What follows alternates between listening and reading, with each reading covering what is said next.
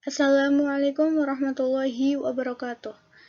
Perkenalkan, nama saya Novel Ramdania. Saya mahasiswi semester 2 dari program studi S1 Pendidikan Bahasa Inggris Fakultas Ilmu Sosial Universitas Harapanwastu. Pada kesempatan kali ini, saya akan mempresentasikan materi mengenai perkembangan peserta didik.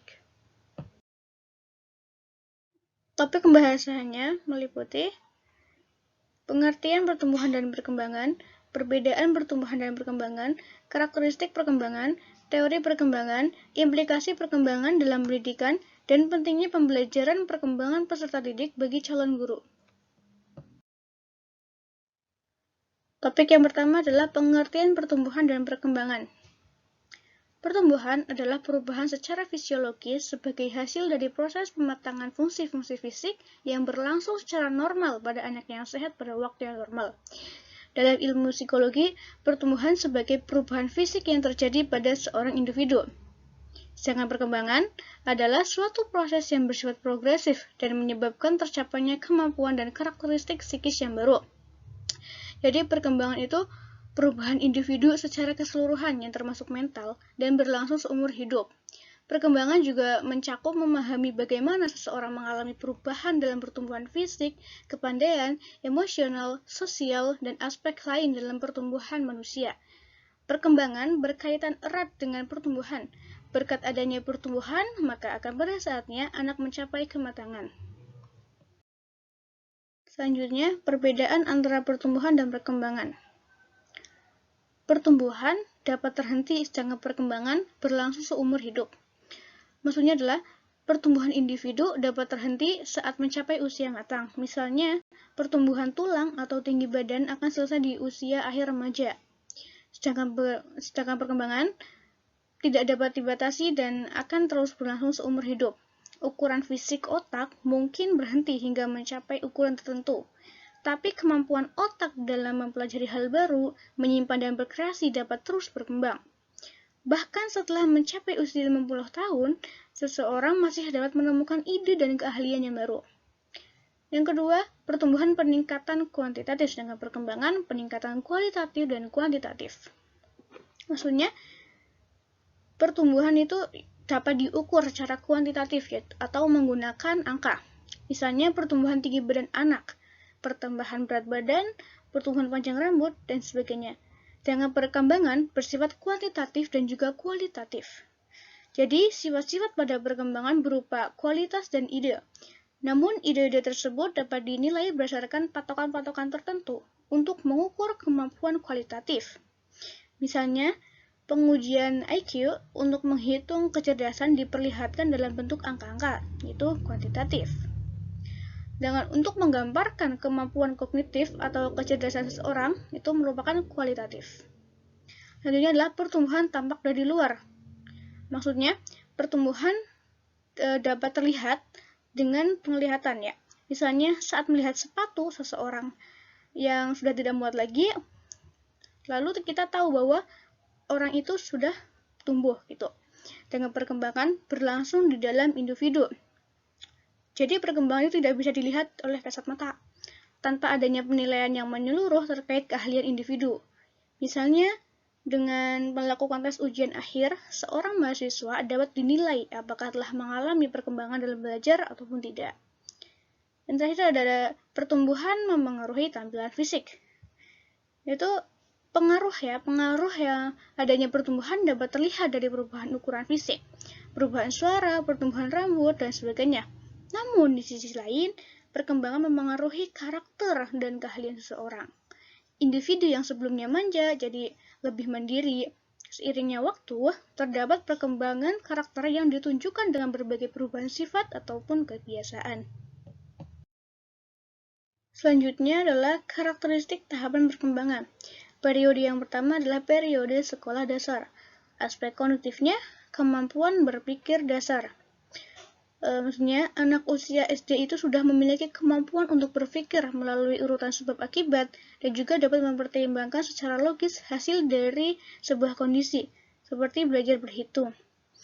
Aspek afektifnya, emosi. Contohnya murung.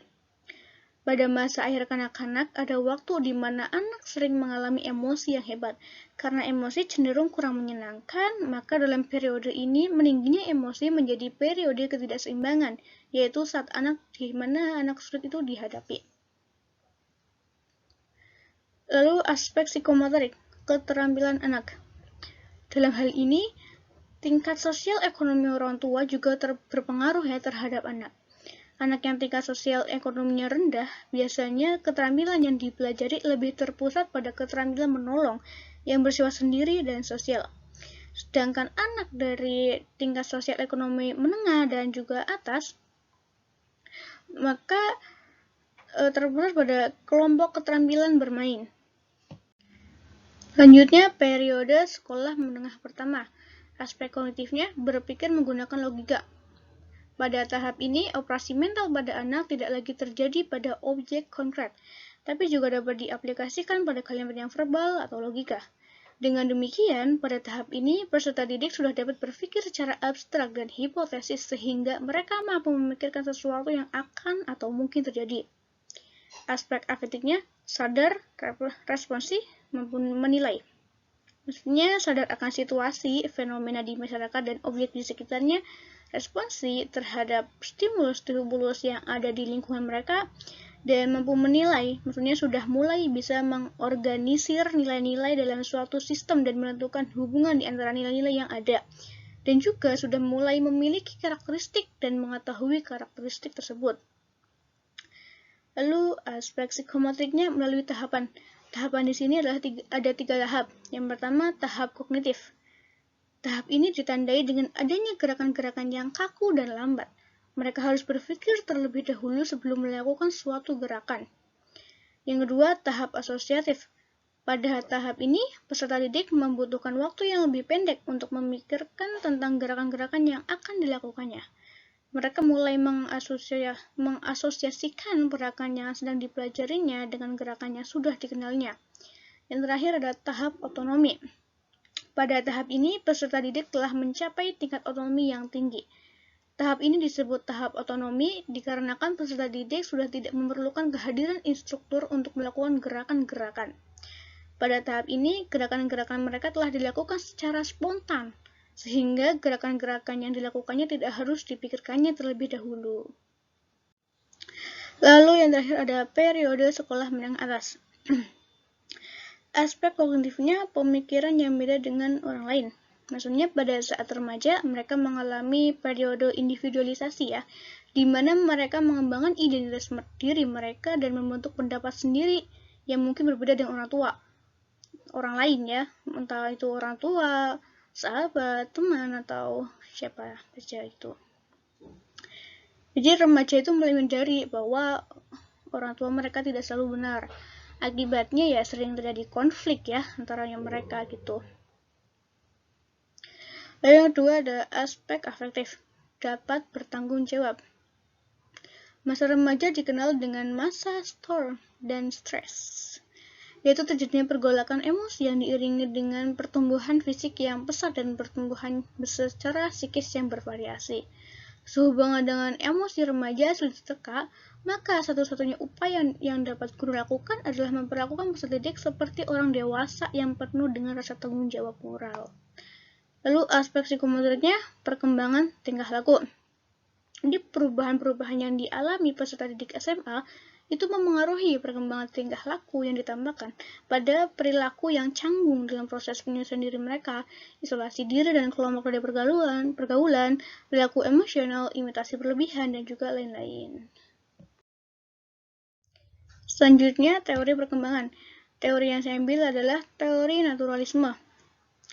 Naturalisme berasal dari 2 kata ya, yaitu natural dan isme.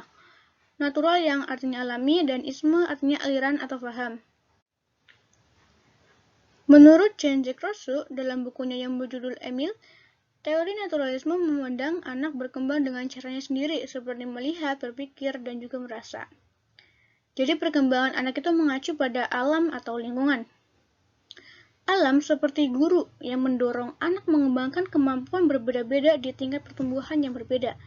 Menurutnya, anak itu tidak membutuhkan pendidikan, namun yang harus dilakukan pendidik terhadap anak didik adalah menyerahkan pada alam agar pembawaan baik tidak rusak karena kegiatan pendidikan. Paham naturalisme itu ingin menjauhkan anak didik dari semua hal buruk di sekitarnya dan membiarkan kebaikan tertanam serta berkembang. Sebab setiap anak memiliki potensi unggul untuk terus tumbuh dan memiliki prestasi cemerlang di masa yang akan datang. Teori naturalisme dalam psikologi perkembangan memiliki pandangan jika semua manusia tercipta supaya bisa belajar sekaligus berpikir agar nantinya bisa kembali pada Sang Pencipta. Dan dalam hal ini, implikasi di dunia nyata adalah bahwa dalam proses pendidikan dilakukan dengan berafiliasi pada prinsip ketuhanan, yang juga sekaligus mendukung perkembangan memori pada anak. Selanjutnya, implikasi perkembangan dalam pendidikan. Implikasi yang pertama adalah perkembangan biologis dan perseptual. Proses perkembangan biologis atau perkembangan fisik mencakup perubahan-perubahan dalam tubuh individu seperti pertumbuhan otot, otak, dan lain-lain. Implikasi yang kedua, implikasi perkembangan intelektual. Perkembangan intelektual erat kaitannya dengan potensi otak manusia. Proses perkembangan intelektual melibatkan perubahan dalam kemampuan dan pola berpikir, kemahiran berbahasa, dan cara individu memperoleh pengetahuan dari lingkungannya. Lalu, implikasi perkembangan bahasa. Apabila kegiatan pembelajaran ingin menghasilkan pembelajaran yang efektif untuk mendapatkan hasil pendidikan yang optimal, maka sangat diperlukan bahasa yang komunikatif dan memungkinkan peserta didik yang terlibat dalam interaksi pembelajaran dapat berperan secara aktif dan juga produktif. Implikasi perkembangan kreativitas. Kreativitas merupakan suatu aktivitas otak yang terorganisasikan, komprehensif, imajinatif tinggi untuk menghasilkan sesuatu yang orisinil. Oleh karena itu, kreativitas lebih dikatakan sebagai sesuatu yang lebih inovatif daripada reproduktif. Lalu, implikasi perkembangan sosial.